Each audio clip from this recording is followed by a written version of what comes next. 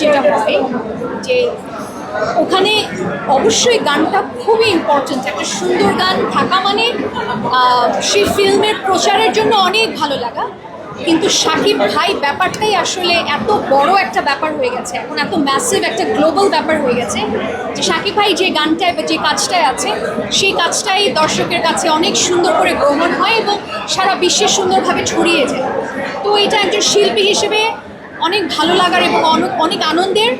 দরদের গান দরদের মতন করেই সারা বিশ্বে ছড়িয়ে যাবে এবং যত বাঙালি এবং অবাঙালি আছে সবার হৃদয়ে ছুঁয়ে যাবে দরদের গান, কারণ গানের তো আসলে ল্যাঙ্গুয়েজ কোনো বাধা না। তো গানটা সবার মধ্যেই ছড়িয়ে যাবে। ইতিমধ্যে আমি দেখেছি ইউটিউবে এই বাংলাটাও, মানে জিসমে মে তেরে তো হিন্দিটা, বাংলাটা যে এই ভাষাও গানটারও অনেকগুলো রিয়াকশন হয়েছে। ইভেন ওরে পাগল মন, সেটারও ইন্ডিয়ান পাকিস্তানিরা অনেক রিয়াকশন দিয়েছে। তার মানে গানটা বাংলাদেশের গণ্ডি পেরিয়ে নন বেঙ্গলিদের কাছে গিয়েছে। এটা খুবই ভালো লাগার ব্যাপার। তো দরদের গান ওর নিজের ক্রেডিটেই এগিয়ে যাবে, সবার মাঝে ছড়িয়ে যাবে, এটাই আশা করছি।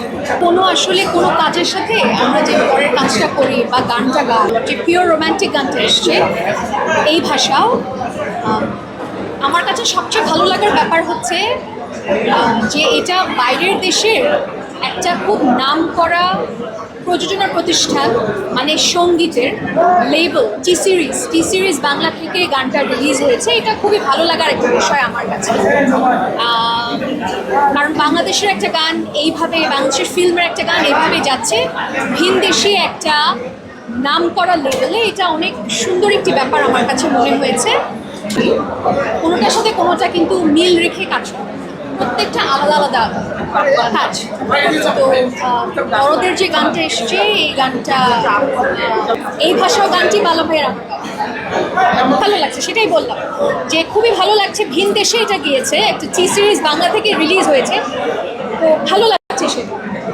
ওদের গানে হ্যাঁ, দরদের যেই গানটির কথা আপনি বলছেন এই ভাষাও গানটি, রোম্যান্টিক গানটি বালাম ভাইয়ের আমার, ওইটার কথা বলছেন না, ওখানে আমার দুটো লাইন পুরো গানে, বাট ওই দুটো লাইনেই মানুষ আমাকে অনেক প্রশংসা দিয়েছে।